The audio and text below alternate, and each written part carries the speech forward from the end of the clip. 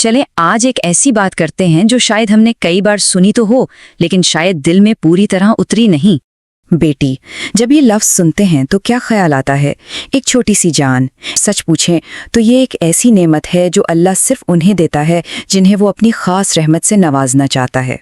ہمارے پیارے نبی رسول اللہ صلی اللہ علیہ وسلم نے فرمایا، جس نے 3 بیٹیوں کی پرورش کی، انہیں تعلیم دی، ان سے محبت کی اور ان کی اچھی شادی کی، اس کے لیے جنت واجب ہو گئی۔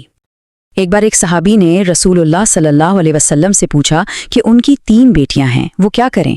آپ صلی اللہ علیہ وسلم نے فرمایا، ان پہ خرچ کرو، انہیں پیار دو، یہ تمہاری اور جہنم کے درمیان پردہ بنیں گی۔ اے پیاری ماں، اے محترم والد، اگر اللہ نے آپ کو بیٹی دی ہے نا تو یہ صرف ایک رشتہ نہیں ہے، یہ ایک امانت ہے، ایک مقدس ذمہ داری اور جنت کی طرف ایک کھلا راستہ۔ اس نعمت کو پہچانیں، اس امانت کو پیار سے نبھائیں۔